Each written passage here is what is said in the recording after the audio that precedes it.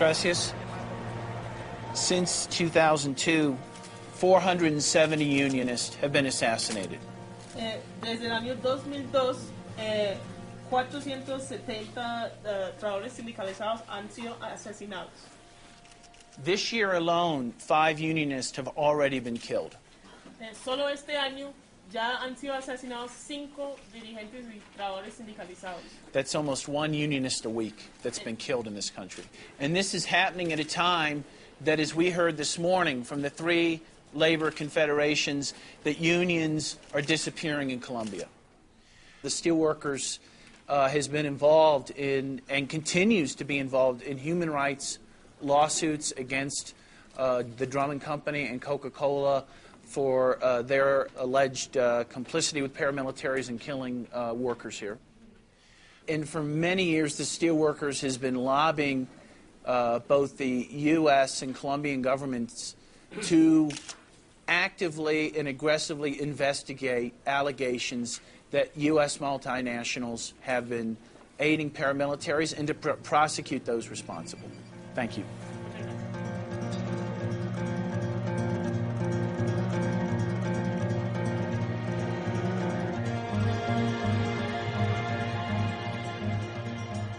You could either say I'm the, one of the attorneys for the plaintiffs in the case, or you can say that I'm Associate General Counsel of the United Steelworkers, or USW for short. You could say USW.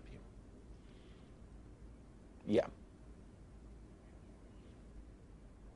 These companies that have been paying the AUC paramilitaries have been conscious of what they're doing, and they know what these paramilitaries do. They assassinate. And so, this is pretty significant. I mean, it's now gotten the attention of the Colombian government, which, by the way, has been horribly remiss in bringing these cases to justice. Out of the over 4,000 trade unionists killed since 1986, only 5 cases have been successfully prosecuted in Colombia. 5. Yes, in Colombia since 1986. It's the trade union murder capital of the world, by far.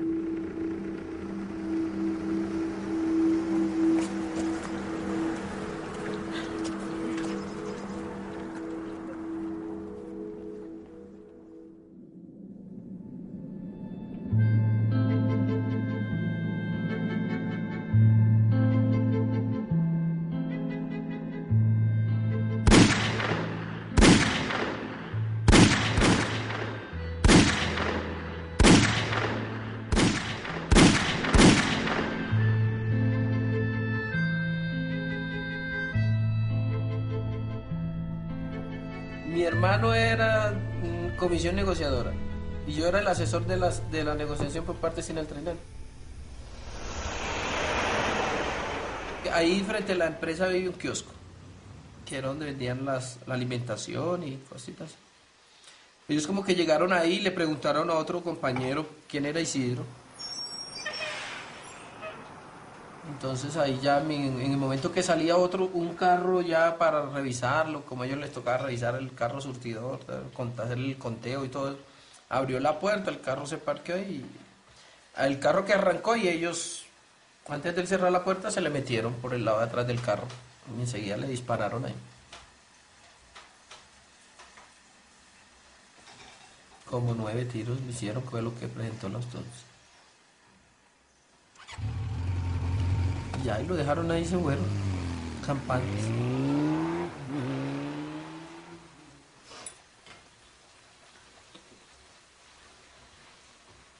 Se creó el sindicato y empezaron los problemas.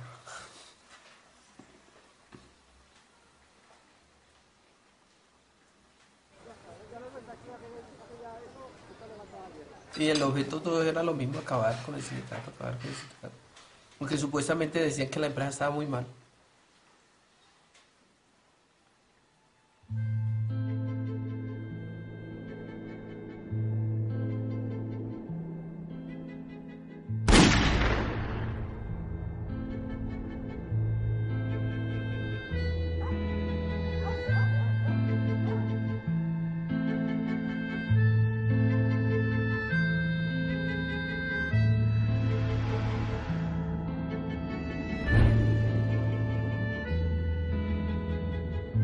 So initially it was, we brought a lawsuit in July of 2001 against Coke. And so we initially used this Alien Tort Claims Act law, which is 200 years old, which is a very simple law. It's like one sentence long. It says that the district court shall have jurisdiction over cases brought by aliens, that is non-U.S. citizens, in tort.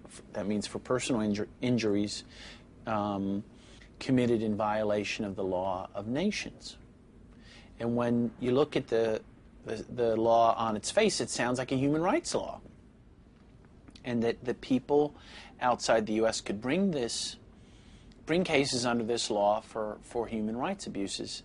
And then in 1996, a group of lawyers, including my co-counsel Terry Collingsworth, brought the first case against a company.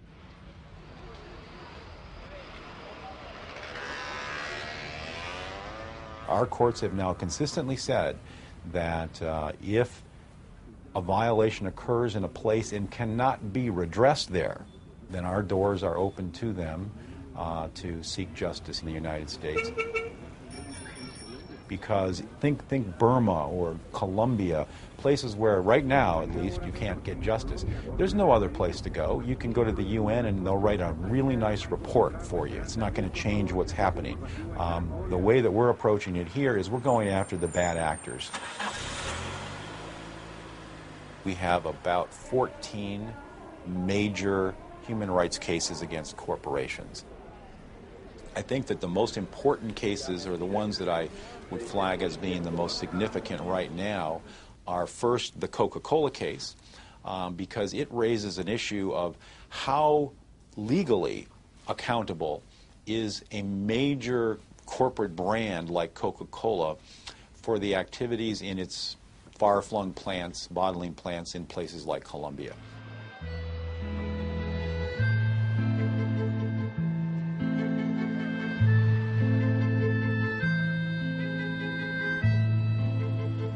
El 5 de diciembre se vencía el término para él definir, o sea, llamar a negociar, porque ya el pliego se había presentado el 30 de noviembre. Y la respuesta fue esa, matando a uno de los negociadores, y supuestamente al matar a uno de los negociadores, uno de los asesores tendría que emigrar, porque era el hermano, que era yo, que también estaba en la lista, porque los que andaban buscando. Y ya ahí empezaron con Adolfo. Mi hermano fue como a las 9, como a las 9:30, Adolfo, Cardona, que lo cogieron, pero se les voló. Y a los otros ya sí, les tocó salir pues antes que les cayera.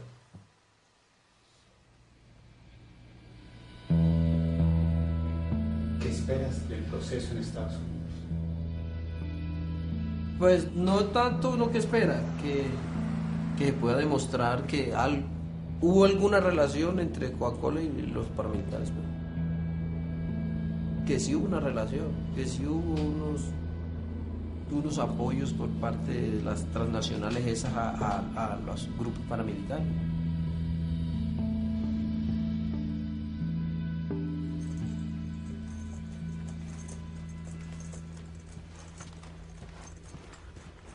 So we originally filed 4 complaints against Coca-Cola involving violations at a number of plants in Colombia.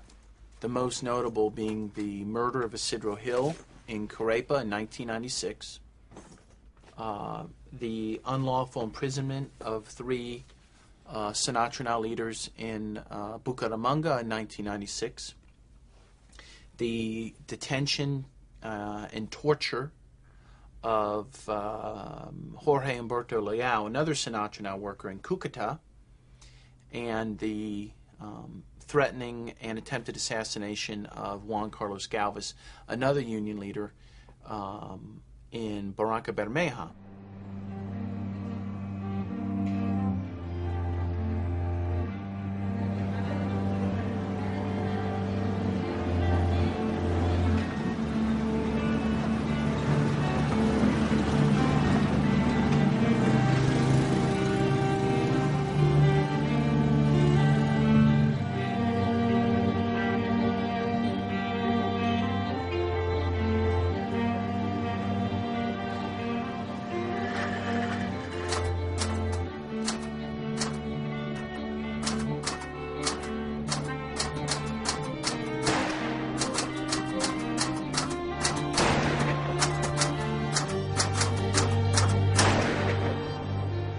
que entender que toda esta oleada de amenazas, todas estas presiones, pues lo que ha generado es que hay mucha gente con temor. Nosotros hemos dicho, y en eso seguimos insistiendo, legal o jurídicamente el sindicato no van a ser capaces de acabarlo, porque ahí nos vamos a buscar 25 afiliados de donde sea, hasta debajo de las piedras, pero lo que hoy tanto empresarios como gobierno y todo el trabajo que se está haciendo de campañas sucias contra miembros de Sinaltrainal, de desprestigio, de legitimación, es que quieren acabar a Sinaltrainal es como proyecto político de los trabajadores.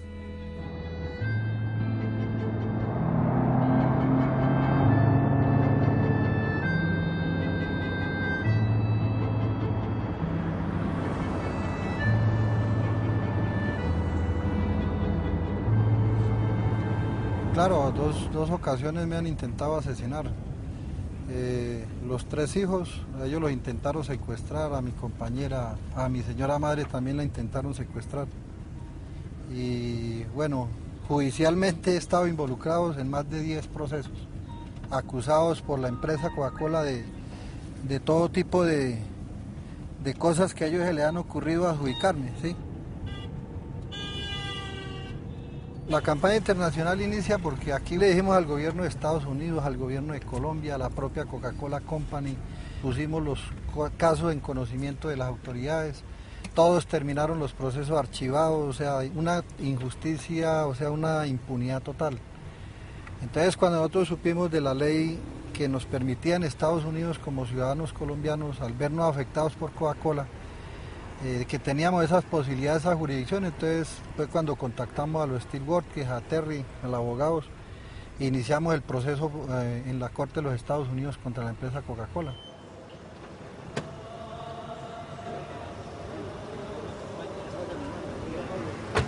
Hasta la victoria. Listo, hermano, gracias.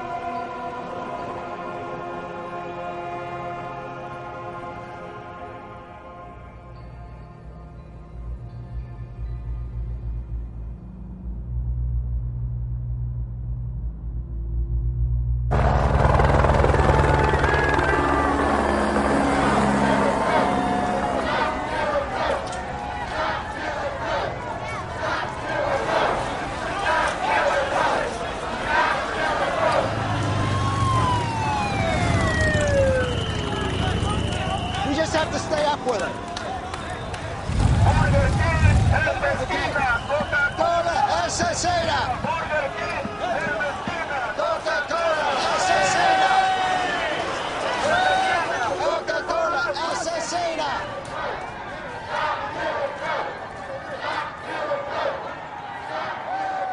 Martin Luther King said, "Injustice anywhere is a threat to justice everywhere." Wherever Coca-Cola is, there's also poverty and despair. The world of Coca-Cola is a world of lies, deception, immorality, corruption, and widespread labor, human rights, and environmental abuses.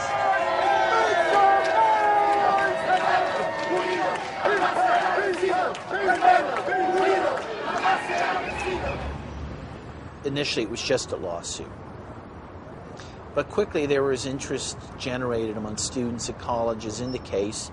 largely because it's Coca-Cola, which is a consumer product, which is very famous. It's a company that's based, you know, its goodwill is critical to its ability to sell products. I mean, because all it sells is sugar water.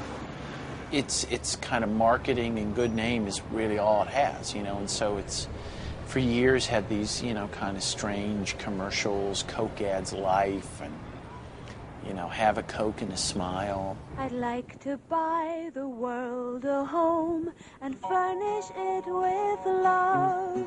Grow apple trees and honey bees and snow white turtle doves. I'd like to teach the world one thing today. Harmony and dignity, and I'd like to buy the world a Coke and keep it coming. In a way, Coke sets itself up really well for a consumer campaign.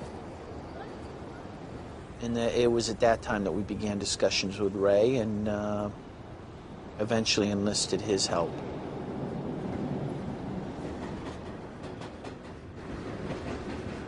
Dan and Terry, who I didn't know, came to me and said, look, we have a very serious problem with the Coca-Cola company, and it involves the kidnapping, torture, and murder of union leaders in Colombia. And we need some help. We don't have any resources, but we really need your help. And when I listened to what they were telling to me, I says, my God, how could this be true? I mean, it's unbelievable. And yet here I had two very credible people talking to me, so I simply said, well, look, we're going to have to investigate this, and if what you're telling me is correct, then we'll take it on. And we put together what we called the Campaign to Stop Kill Coke. We wanted a name that would really stick to them.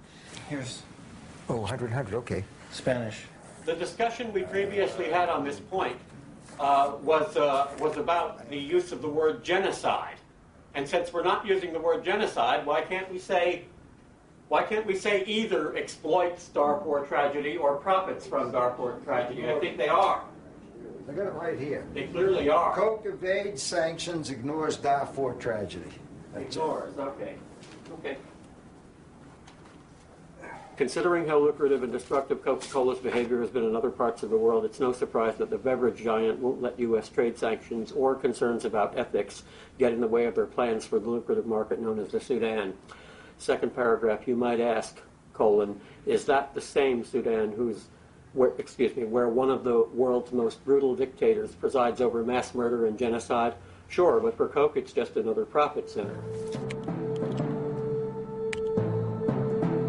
Let's start it off with a little explanation about the drink you think satisfies your dehydration. In actual fact, Coca-Cola is packed with substances that only make you more thirsty. But have you heard these stories they're trying to hide that Coca-Cola executives are threatened by? They've been messing with Colombian workers who asked for a better wage and ended up murdered. So Coca looking shady, been investigated, staff intimidated, seems like nothing's changing. I don't think I'm naive to think that we will win this. Actually, and I'll be totally honest with you, a year ago, I didn't think we'd win it. I thought we were going to lose it. I'll be totally honest. But things have changed in that year. And we know from our discussions with Coke, from our discussions with Ed Potter, the head of global relations for Coke, that they're feeling the heat. I mean, they've told us they are. They're very unhappy about the fact that the word's getting out about them. I think that we're going to win it, and I think we'll win it this year, in 2006.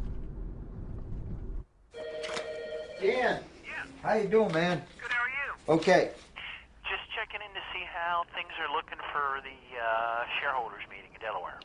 Well, right now I think they're looking pretty good. Are you going to wear some sort of armor or body, protection in case they beat you this year? No, because I'm in better shape than they are. And that wouldn't even concern me. In fact, I would love for one to come up and try to nail me from behind again. And this time I'll have people watching my back. Very good. Yeah. Maybe they should also watch your front. Right.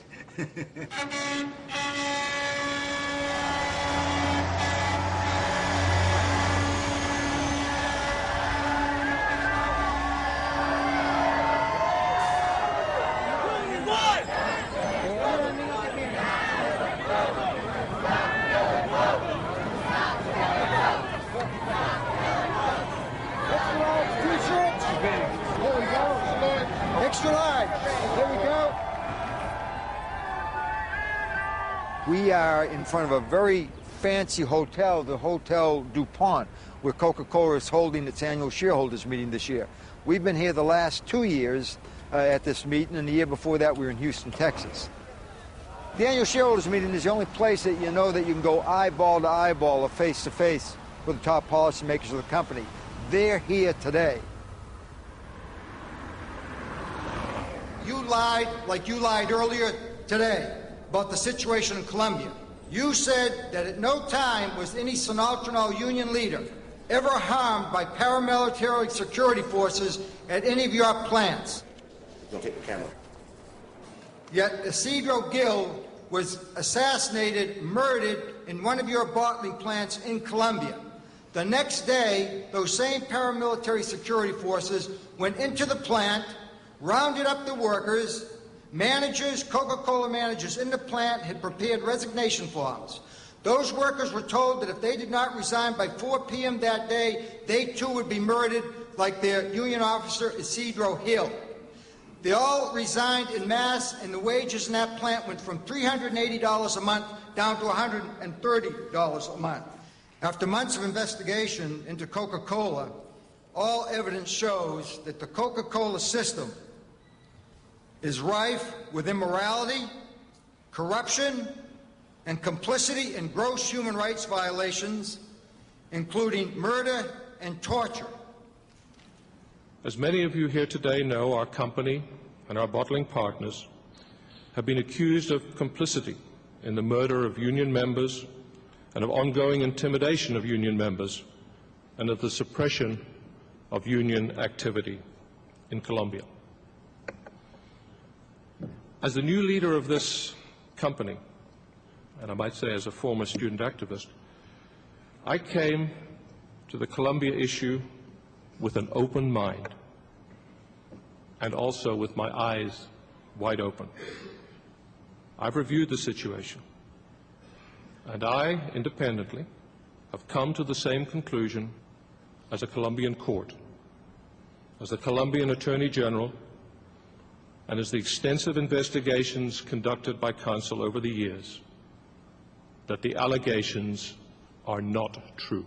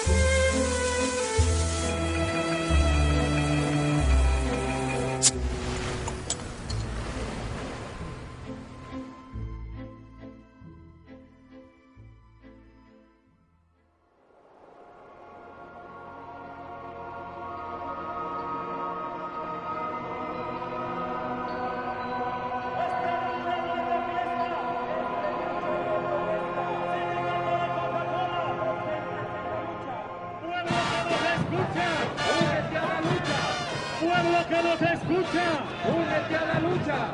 Pueblo que nos escucha, únete a la lucha. Sindicato de Coca-Cola, presentes en la lucha. ¡Que viva el 1 de mayo! Some of them were directly killed. You know, the first ones were directly killed in the trucks. You know, in the Coca-Cola trucks. In the Coca-Cola trucks, they were shot right. to death. Yeah. And some of them were captured, tortured, and then their bodies were dumped. And some inside the plant, even. Well, yeah. There was a couple of cases that were inside the plant. And so, or close by to the plant. You know. So during this time, what is Coca-Cola in Atlanta doing in response to these killings? Basically nothing, denying their responsibility, saying that they were not responsible for whatever happened. Did Coke ever compensate the families of the murdered unionists? No. There was no compensation. That's Guatemalan laws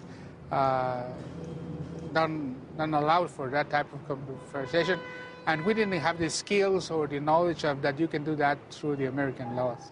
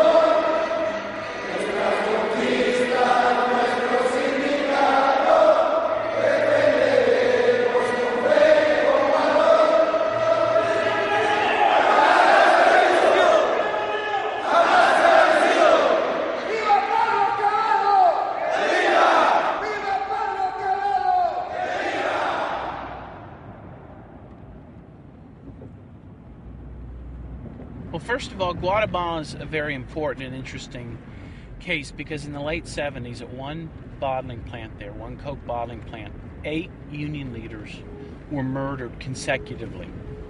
So first, using the death squads, they had the president of that union at that plant murdered. After he died and a new president came forward, they had that president killed. And then the next and the next and the next, 8 of them in a row. An incredible situation. At first, Coke said exactly what they've been saying regarding the Colombia case. They say, well, that's not us. That's a franchise in Guatemala. They operate pursuant to a franchise agreement with us, but that's not us. It's sad that, those guys are getting killed, but that's just how that goes. But that's not our responsibility. But then there was a huge international campaign against Coke, much like what we're trying to do today. And finally, because of that campaign, Coke did intervene with that bottler, forced it to sell to a new owner, and those murders stopped. So we know from that experience that they have control. Now we're dealing with a similar situation now in Colombia with a rash of anti-union violence at Coke bottling plants. And we're trying to get Coke to stop that.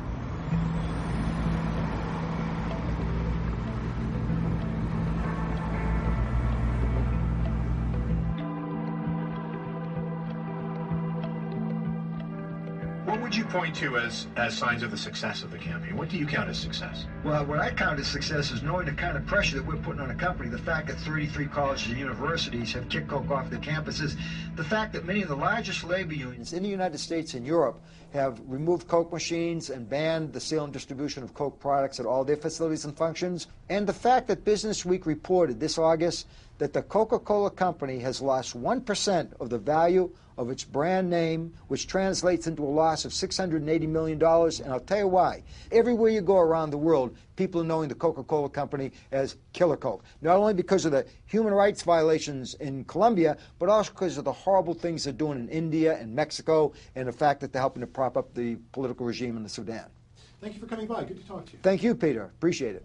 Ray Rogers is the founder of KillerCoke.org. He will speak twice in town at Grand McEwen tonight at 5 and at the University of Alberta tomorrow from noon to 1:30 at Dinwoody Lounge. I should say we did offer the Coca-Cola Company a chance to respond to Mr. Rogers' allegations. They chose not to return our calls. It is now 5 minutes before 4 o'clock.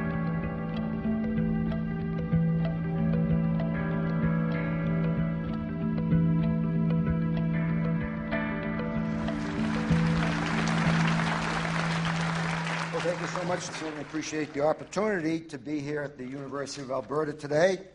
Now Coca-Cola is claiming just before last year's annual meeting, we have the prestigious International Labor Organization of the United Nations has decided to come in here and do a complete independent investigation, completely in their control, of the present and past labor practices of the Coca-Cola Company. And if you have any questions about this, contact Miss Sally Paxton at the ILO. Now, this was last March, about a year ago. I called Sally Paxton at the ILO over in Geneva. And I said, so I wanted to find out some information on the investigation that the ILO is doing. And Mr. Rogers, we're not doing an investigation. And we are not doing any assessment of any kind about past and present labor practices. Okay, Ms. Paxton. Now, Coca-Cola keeps promoting that, in fact, the ILO is. So I go to the annual meeting, and I raise the issue with the CEO. Mr. Rogers, I don't know who Ms. Paxton is, but what she said is not correct. We have a document, we have an agreement, and they're going to investigate past and prior practices. You're quoted as saying that it's a publicity stunt. I can't think that engaging the ILO is a publicity stunt. An organization which for 60 years has been held in the highest regard right throughout the world by labor organizations, by civil society, and by governments. And we think we've gone to the most credible people that can possibly be found in this world to look at what has happened in Colombia.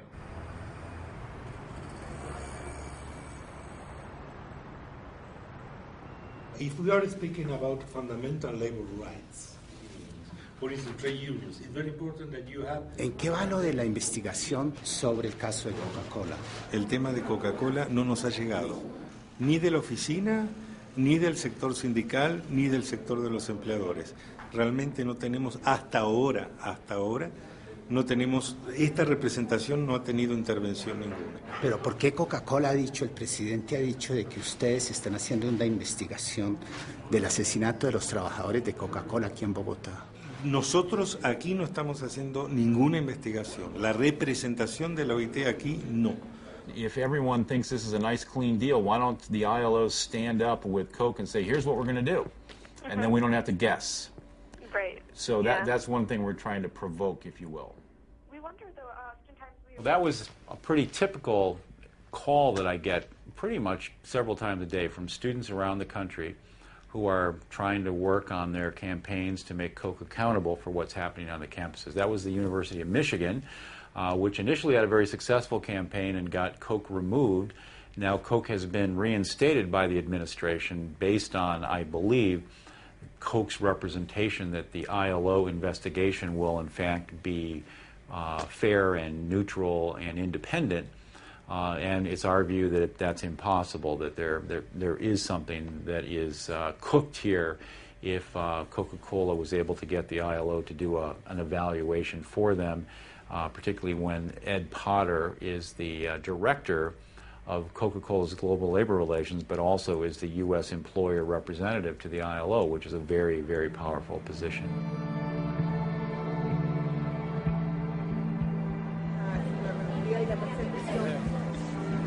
¿Por dónde? Danko Malik. ¿Cómo estás? Estoy muy feliz para verte. Igualmente. ¿Cómo te fue en el vuelo? Muy bien, perfecto. Perfecto. Estuve... Very good.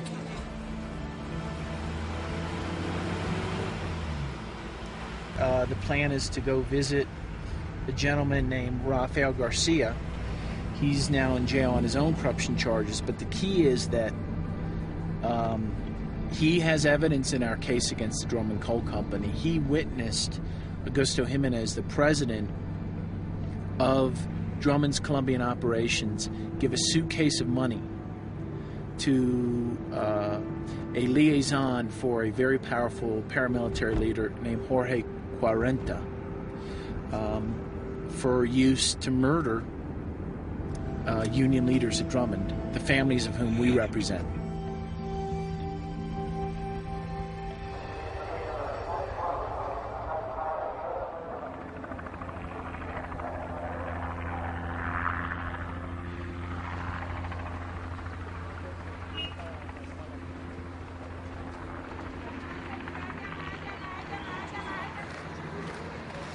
Vámonos. Antes de que lo hace. ¿Qué dijeron, hermano? Cuéntame. Muy bien. It's incredible, man. This is like a... We got a signed declaration from this witness that we wanted, saying that he witnessed the president of Drummond's Colombian mining operations pay paramilitaries to kill two of the main leaders there, who were killed later.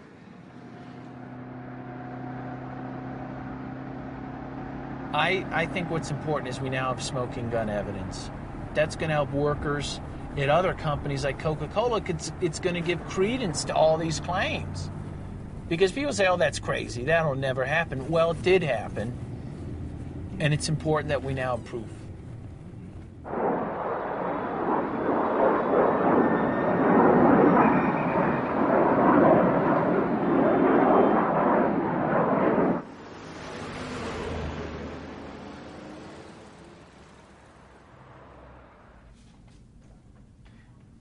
Listo, mi hermano. Un abrazo y saludos a la familia. Gracias. Muchas gracias. Saludos. Listo, mi hermano. Bueno, pues. Bueno, hermanos. Listo, Chino, listo. Bueno, hermano. Suerte, pues. Gracias, hermano. Bueno, pues. Que sí es el cliente, ¿no? Mucho. Es increíble. ¿Cuál periodista? Un periodista del Tiempo, lo llamó a él. ¿El Tiempo? Sí, sí. Le dijo. Fuck. Es él. Y va a escribir un periódico. Oh, man. Oh. El caso está cerrado. Sí, sí. Está bien que yo leo El Tiempo todo el día. Sí, sí. Mi periódico favorita. Hey, Terry. We've got a confirmation from El Tiempo, and they're going to do a story.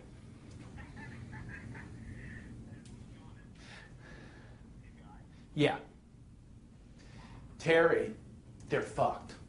This is the guy I was going to talk at the hearing tomorrow about Luis Carlos Rodriguez, and I'm going to hold up the El Tiempo article. And there's going to be everyone there. Okay, Terry. Thank you. Bye-bye.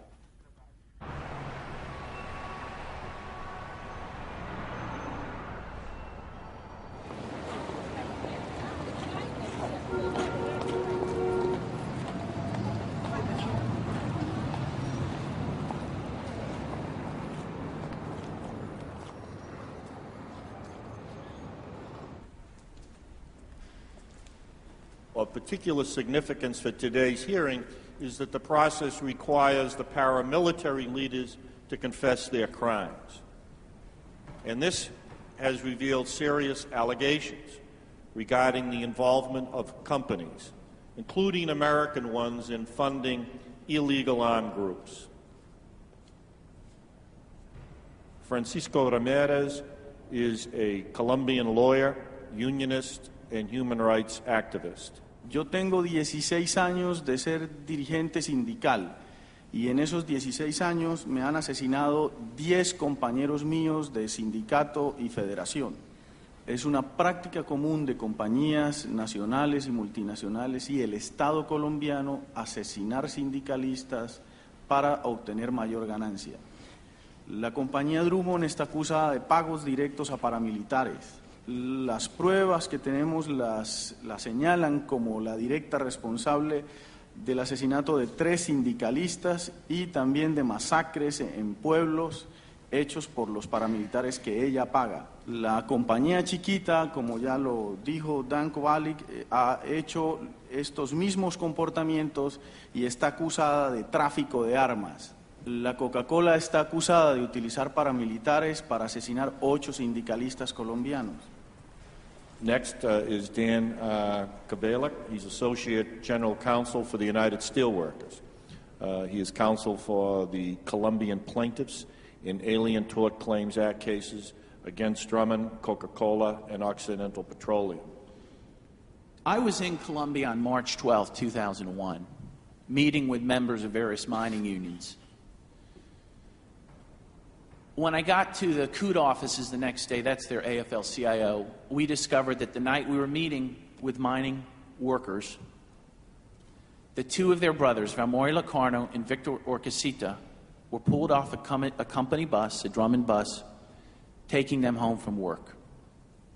Only that bus was stopped by paramilitaries who boarded the bus, asked for those workers by name, Valmori Locarno and Victor Orcasita.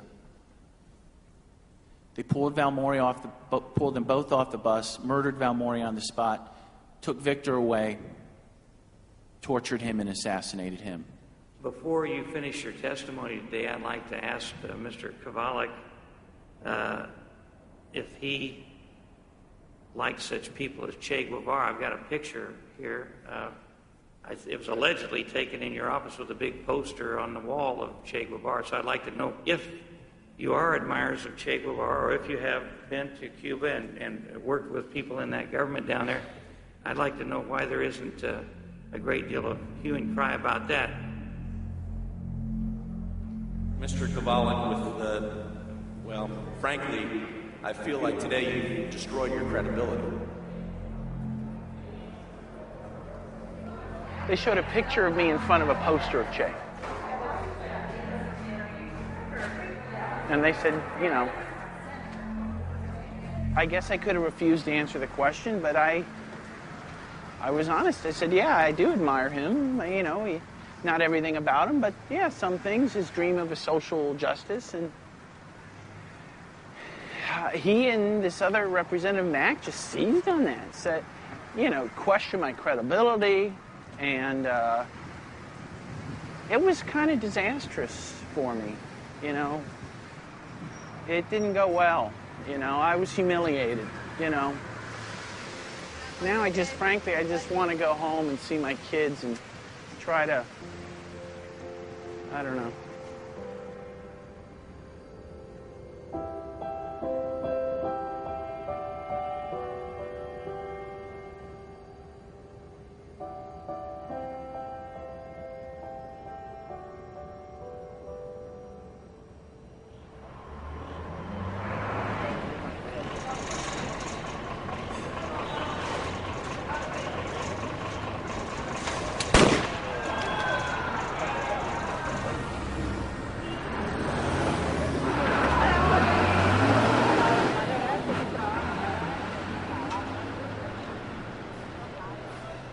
¿Qué necesitan para poder trabajar con Coca-Cola? Primero que todo, el fiador para poder sacar una ruta, que es lo requisito que pide la empresa. Segundo, tener responsabilidad de manejo de la ruta. Responder por lo que pasa en la ruta. A nosotros, si nos atracan, la empresa no responde por nada. Si nos atracan, nos bajaron 300, 400 mil pesos, nosotros nos tenemos que poner en nuestro bolsillo. El seguro lo ponemos nosotros, los uniformes nosotros. Todo lo que se gaste en las rutas somos nosotros los responsables de esa plata. Coca-Cola nos arrinda el camión, nos toca pagar el arriendo diariamente. Y así, pagar envase que de pronto se pierda. Canastas que de pronto por un descuido se quedaron en algún cliente. Te voy a hacer la pregunta de otra forma. ¿De qué se responsabiliza la empresa? De nada. De nada, realmente de nada. O sea, acá realmente ¿De su camión? Sí, porque todos los responsables acá es los que traen en la ruta. Ellos tienen que sacar para todo. Simplemente Coca-Cola no responde por nada. Bueno, y ustedes, por ejemplo, ustedes son sindicalizados. No. El que se sindicaliza está por dentro de la empresa. Si se sindicaliza, pues... Y normalmente que los de los sindicatos ya son gente antigua. Ya gente Uno no puede llegar a sindicalizarse porque ya le buscan es sacarlo. Sí, exacto. No dejar que se agrande el sindicato en la empresa.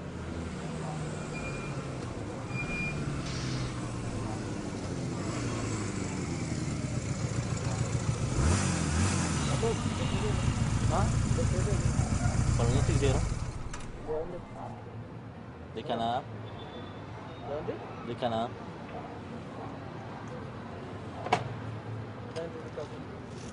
¿Cómo está? ¿Cómo así? ¿Cómo dice la falta de protección de Coca-Cola?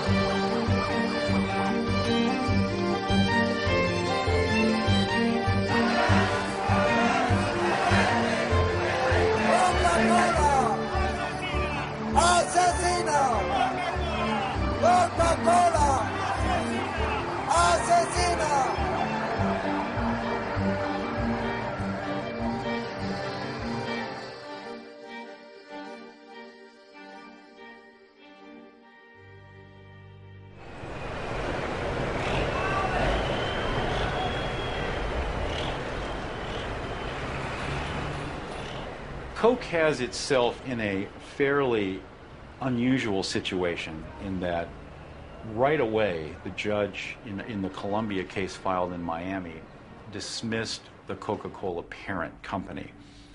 The dismissal was erroneous, and we're very confident that someday we'll get that reversed. The judge let them out based on their representation that their bottling agreement doesn't give them the right to control what's going on in Colombia. The judge essentially took their word for it, which is in violation of the basic procedural rule.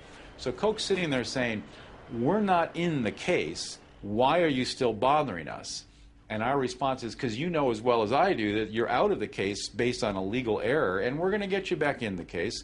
Plus, nobody cares. Not one public persona out there cares that you, Coca-Cola, are not in it, as long as your bottlers are in it. And the reason that you, Coca-Cola, are talking to us at any time about resolving this is that you know that the public understands that there is no distinction. Well, we had a meeting a couple weeks ago in Washington. Coke called the meeting. They called Terry, a guy named Ed Potter, he's a director of global relations for Coca-Cola. He's known Terry for years. And Ed called Terry and said, you know what? We think we can reach a settlement in this Coke case involving the malfeasance in Colombia. And the meeting didn't go well. Essentially, they offered us the same thing they offered us last year, which was, it was insulting. They said because these plaintiffs are Colombian, we have to give a discount. We have to discount the monetary value of their claim because they're Colombian opposed to American. So whereas this case, if they were Americans, would be worth tens of millions of dollars, or $100 or million dollars or more, they said, okay, since they're Colombian, here's our offer. $1 million to be shared by everyone. So we decided after that meeting, because it went nowhere, and because they really had nothing for us, we decided we have to escalate. And we're going to ratchet up the lawsuits. Wherever we see them committing violations, for example in Turkey, we also know of a case in Guatemala, we're going to file those lawsuits. We're going to go after them. We're going to hold them responsible. If someone farts in another country, we're going to make them go and clean it up, you know.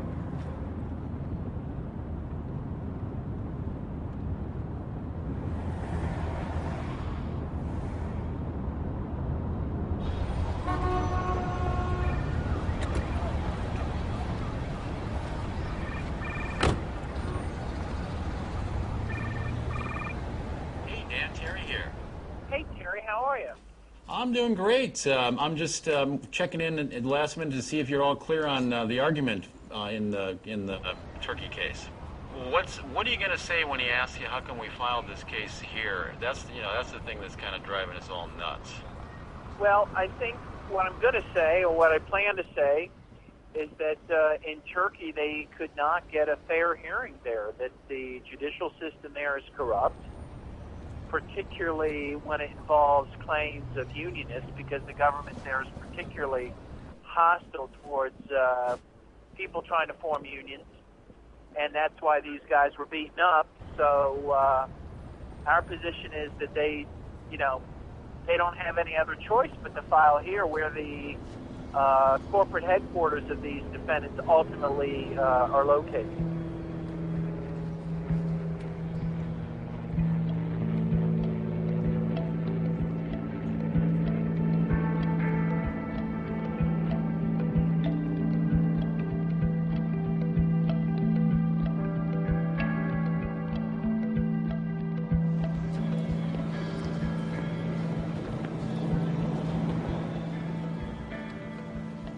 So it was kind of funny because afterwards, you know, I felt like the Coke slurs were kind of high-fiving, and they at least feigned that they felt they did well in there. But I actually thought the judge, you know, I think what he was basically saying, what you were saying, Ivan, that he, you know, he pointed out the weaknesses in our case, the form nonconvenience, that is, you know, whether the case should be in Turkey rather than here. Right. But I think if we firm that up for him, and I think we can do that, I think we have an in. I think we're okay. Yeah, listen, you just have to protect the judge here. He's told you what his issues are. Once we can show him that this is a form, he knows he has the case. And then for Coke, it might not be as laughable as they think it is.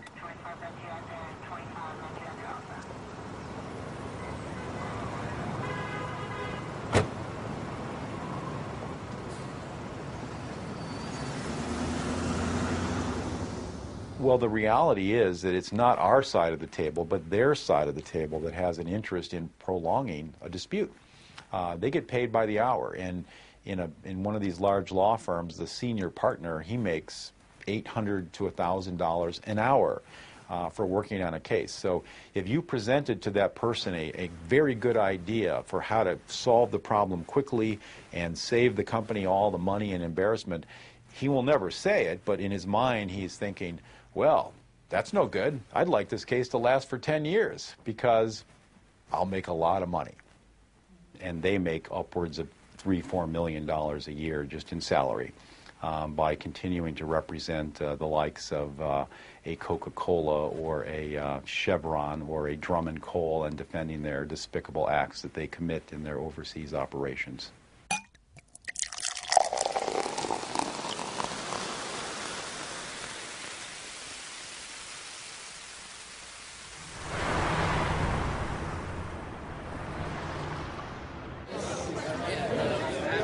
Coca-Cola.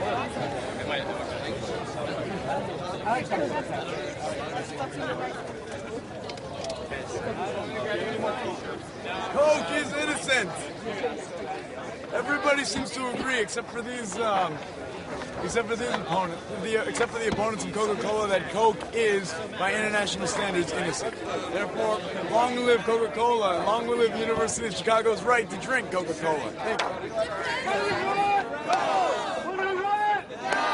What do we think of Ray Rogers?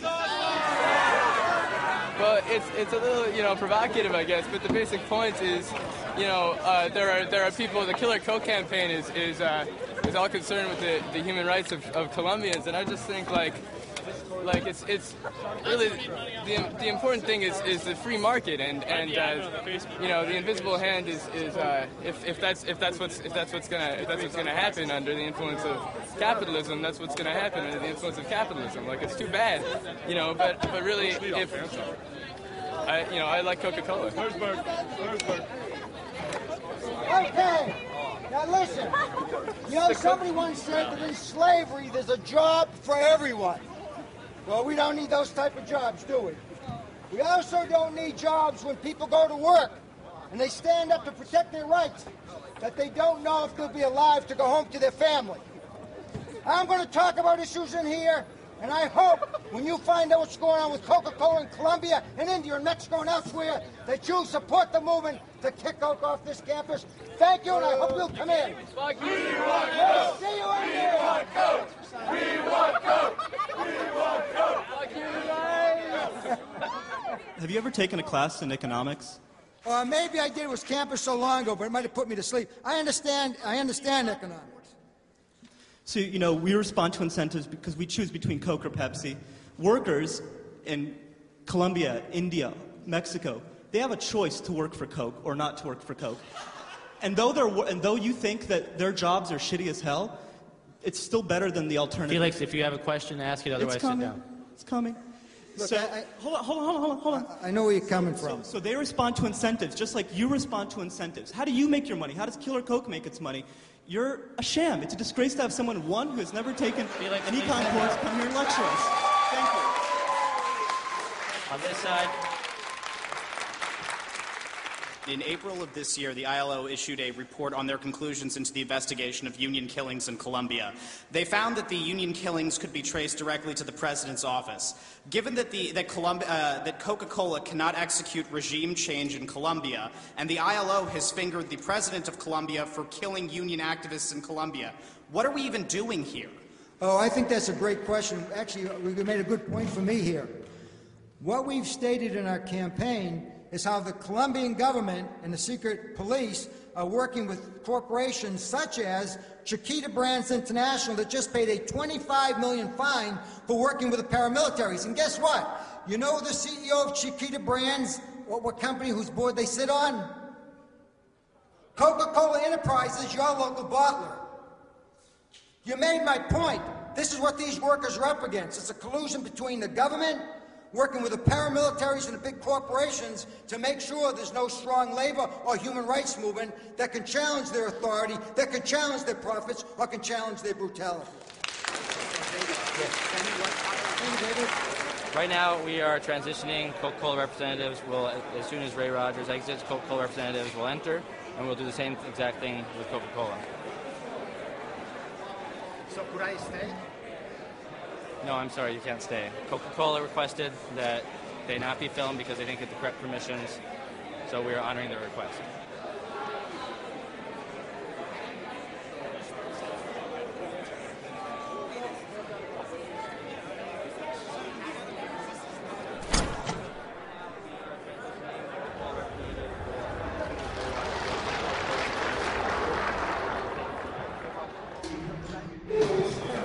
One question.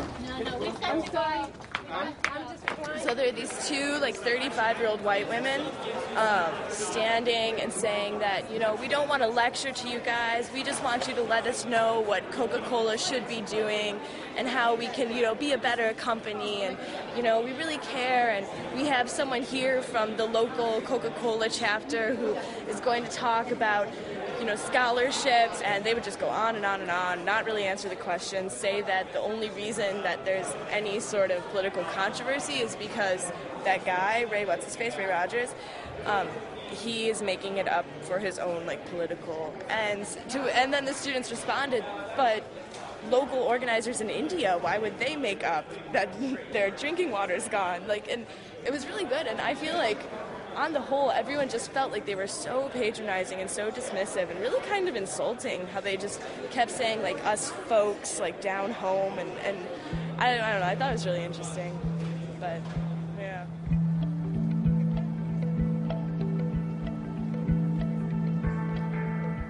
Coca-Cola does have a problem. They do not want to be on tape because they can't get away with the constant lies and misinformation that they put out there. That's what it's all about. I challenge them, go ahead and sue me. I'd love them to go ahead and sue me. Love to do discovery, present our case. We have no problem. Like I say, truth is a very strong defense. They can't deal with truth and they can't deal with the facts.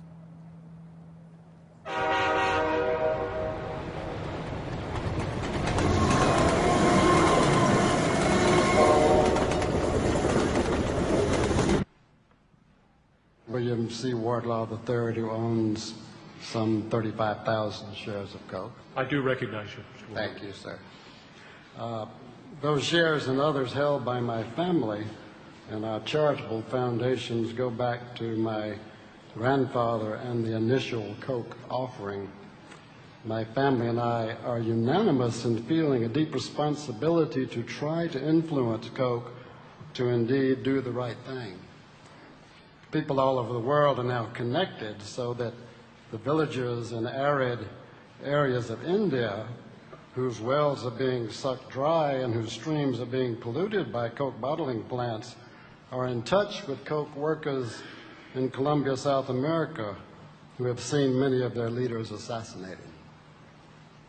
Our relationship with our bottlers is crucial and extremely complex, but some issues are not complex at all and are non-negotiable.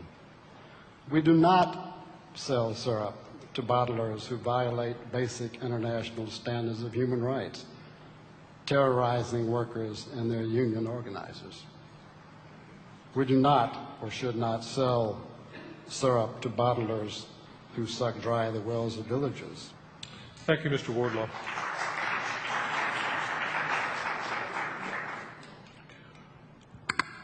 I don't impugn your integrity at all, Mr. Wardlaw, but I would say that I do wish that your statement that we were enlightened by truth-telling on the Internet were entirely true. There is a great deal of truth on the Internet, but unfortunately there is a great deal of perversion of the truth on the Internet.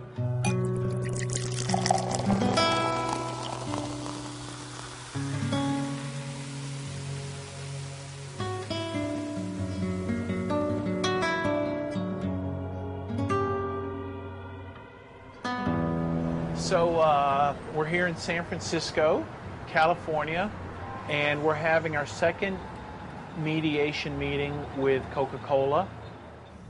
We made a lot of progress. The parties came very close to each other on the money. But Coke made it very clear that they would only take that offer if all the plaintiffs that are currently working at Coke bottling plants, which is 8 of them, if they'll resign their employment at Coca-Cola, which is an incredible offer to make at the 11th hour. We're this close to an agreement. We've been talking for a year. They've never suggested that these people need to resign. The whole case is over workers and union rights. And they want these workers and key union leaders to resign their posts in order to make this deal. And of course I said, look, that is a deal killer. We won't agree to that. Take it off the table. And so that was a huge issue. I would say even a poison pill that they threw out there at the last minute. So I now go home without an agreement, but I think with the hope that we can reach an agreement if Coke comes off this ridiculous proposal that these workers resign.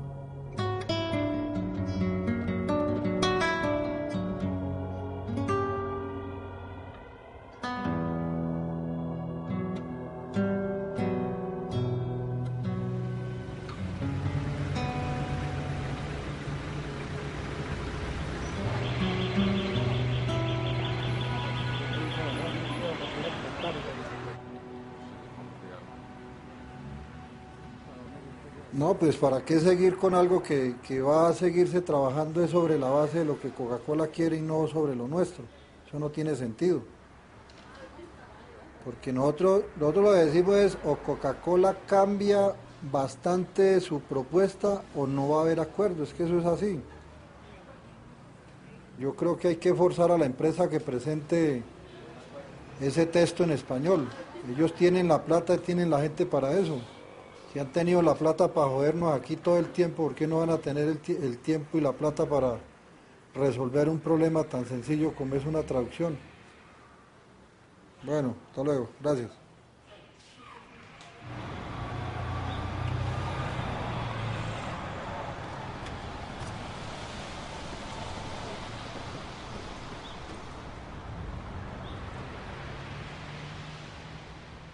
Hey, Leo. I'm good. How are you? Good. How you doing? Good. So how's our case in Colombia going? It's going well. It's going well. Let me give you, because it's been a while since we talked about it. First of all, in terms of the Coke case, with any luck, and we've been, it's been like giving birth. We should be 2 weeks away from finally settling that case, I think. And what will Coca-Cola, will there be an admission from Coca-Cola? Not an admission, no. That's very difficult to get. But I think the fact that they're settling and there's going to be a press conference, which, and when that's scheduled, of course, I'd like you to be there, obviously. Well, let's try to coordinate it. Okay. I think a lot of people will perceive it as that they did something. I mean, when you pay money, you did something. You didn't pay it if you didn't do it. Exactly. So that's a very positive thing that we're excited about. The other thing they have to do as part of the settlement is in Colombia, they have to, in all the papers and in the media, denounce anti-union violence and say it's not only wrong, It's bad for business.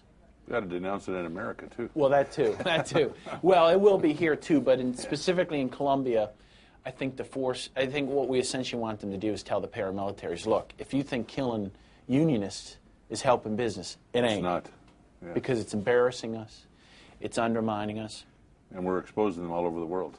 Absolutely. So I think, Coke has come to its senses.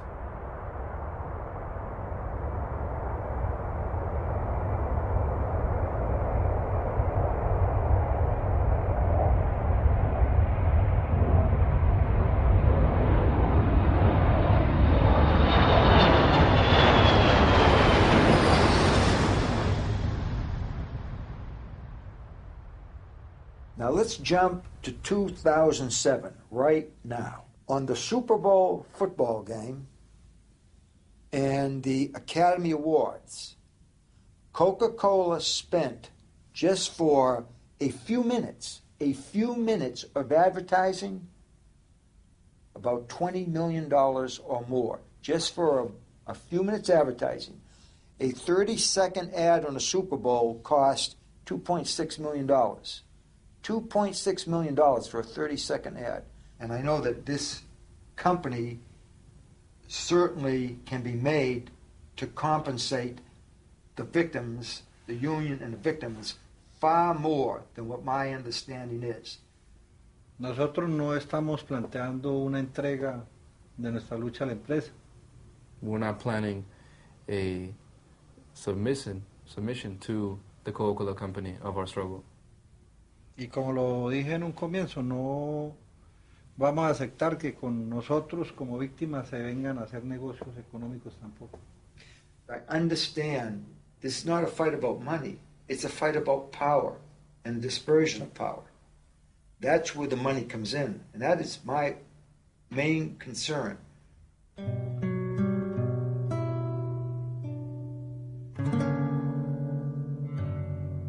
Y nosotros le estamos cobrando a Coca-Cola el pasado con esto, porque es memoria. Estamos diciendo, ustedes tuvieron que ver con estos crímenes, tienen que pagar por eso. Tienen que reconocer, o sea, si nosotros realmente queremos que exista la verdad, Coca-Cola tiene que decir cómo se benefició y cuál fue su participación en el crimen de los compañeros, mientras tanto no. Así den los millones de dólares que si no hay verdad, este proceso no sirve. Hermano, estamos negociando contra la política de los Estados Unidos. Es una negociación contra el modelo neoliberal, que es flexibilización, corrida baja de costos, no organizaciones sindicales, no contratos de trabajo, ¿sí? Entonces es una vaina tan importante que lo que nosotros logremos sea bien logrado, pero que sea una negociación política, no una negociación económica, ¿sí? Vea, viejo, si fuera por una negociación económica, nosotros hemos llegado aquí con el maletín, ¿sí o no? Hemos dicho, hijo puta, vea, denos a cada uno tanta plata y punto. Y nos vamos contentos para la tierra y con esa plata podemos hacer lo que quien decía ayer.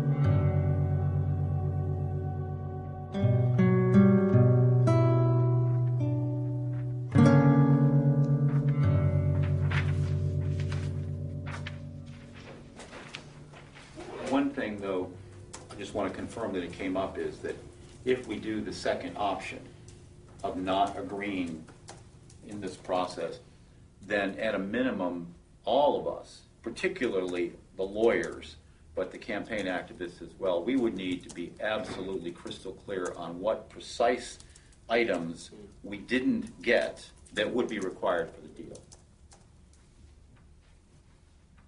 If I could do anything tomorrow in regards to this Coke campaign and cases, and others would go along with it, I would sign an agreement largely along the lines of what's already been negotiated. And what is that agreement?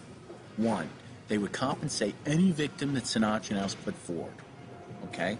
Sinatra Now's put forward everyone they want to. Coke's agreed to pay for those people. Even one guy who never worked for Coke. Okay?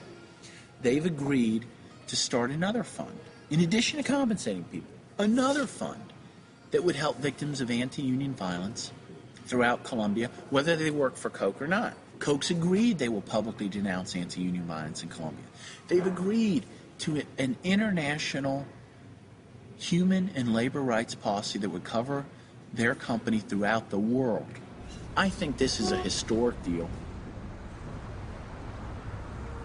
Those discussions have been going on since August, the end of August of 2006. It's the longest I or anyone I know has ever heard of. This is extraordinary how long this is taking, largely because of cultural and language issues. And at the same time, the process, though, it has to end. We can't keep doing this. It's a big drain on resources, and if it can't be fixed, if it can't be resolved, then we should just go back to the court. I think quite a few of the union members don't really even grasp or believe that we could get a binding settlement with Coca-Cola that would benefit the members of the union. I think they don't trust the process, both because it's an American process and because they think Coca-Cola is so powerful that they will not abide by the agreement.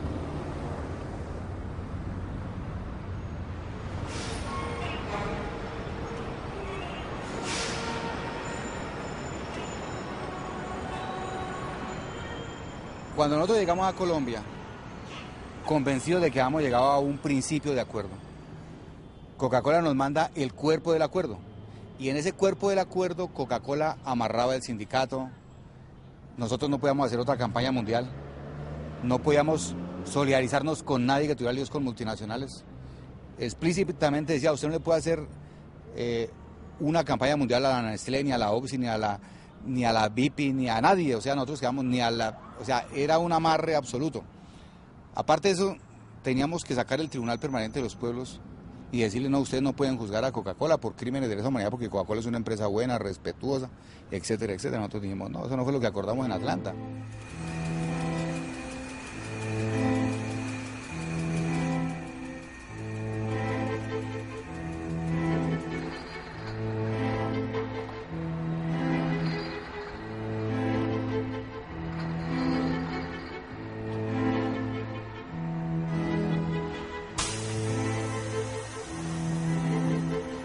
Mientras que estábamos sentados con la empresa,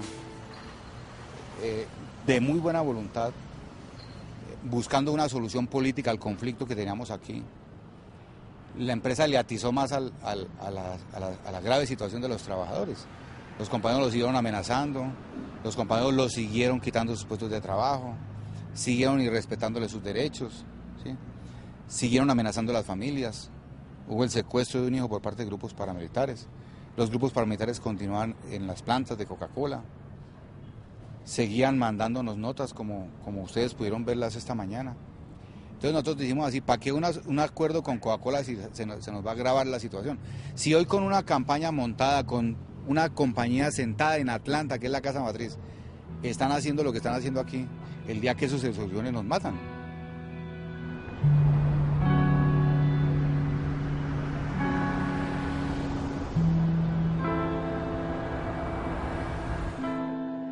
Well, I received a copy of a letter that was sent to the attorneys in the human rights abuse cases from Sonaltano, dated July 9th of 2007.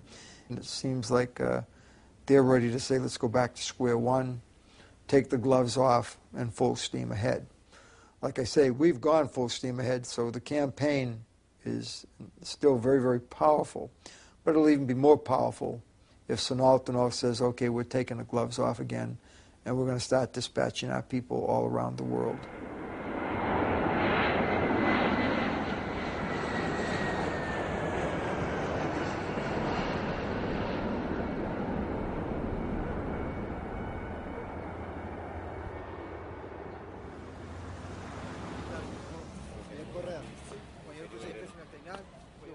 I think it's been for all of us, a hard period.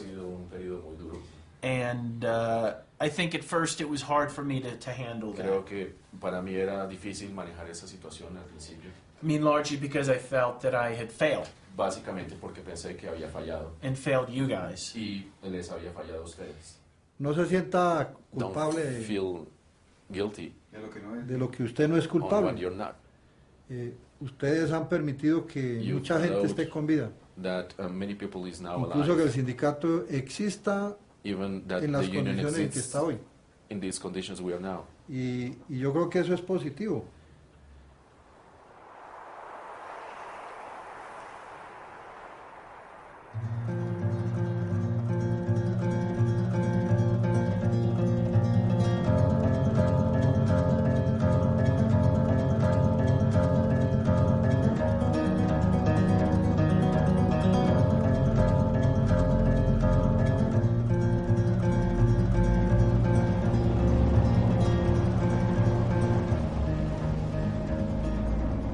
I think what appears to have happened is that those negotiators went back to the higher-ups at Coke and said, you're crazy, we can't agree to that.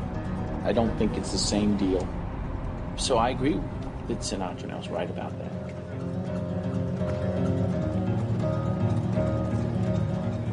The fact that they would turn down a deal in which all of them would be enriched to the tune of, hundreds of thousands of dollars, how could that be a bad thing? That these folks have chosen their integrity and their dignity over money. I mean, isn't that what everyone should do? And I guess in the end, 6 years later, I'd say we probably have accomplished more than I honestly or realistically thought we would. I think everyone who worked on the campaign can be proud of what they did. And what we accomplished is we got Coke to the bargaining table, we got them to offer these guys a shitload of money, and gave the union a chance to say, fuck you, I don't want the money. Maybe that's all they needed.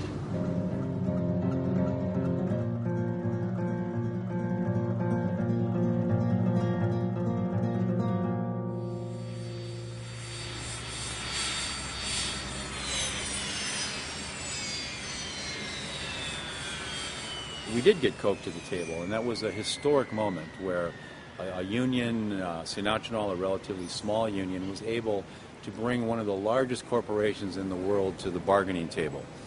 We fought hard on that bargaining table for more than a year, actually about 17 months. And now, as I said, we're agreeing among ourselves to stop. I'm disappointed because we put a lot of time into this. We filed the case in 2001. We were in the court for a very long time before Coke agreed to start talking with us. And after 15, 16 months of negotiation, we got very close. As a lawyer, I'm happy. I'm going to get to take a crack in the Court of Appeals at reversing that decision, and I think we will prevail. Brother, how are you? Good. Oh, Terry.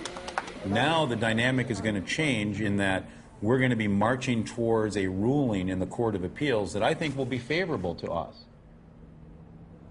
It is a challenge, but it's a challenge worth taking on, and I very much am conscious of the fact that we could change the world, if you will, if we're successful in winning these cases.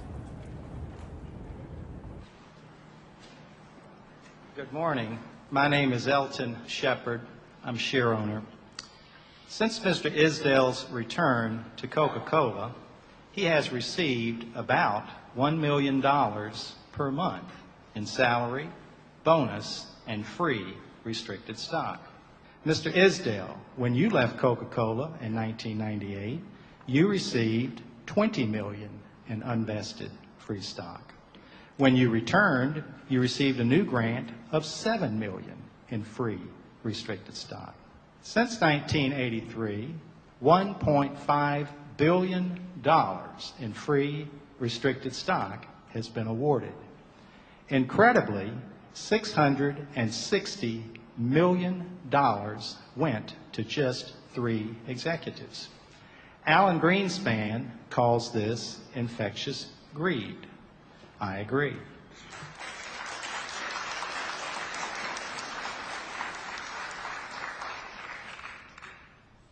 Mr. Shepard, you raise a number of issues, and I do appreciate your continued interest in the company.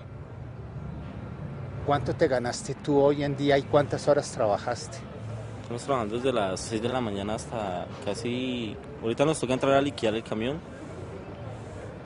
Por allá hasta las 9 de la noche. De 6 de la mañana hasta las 9 de la noche. ¿Cuánto te ganaste? 35,000 pesos.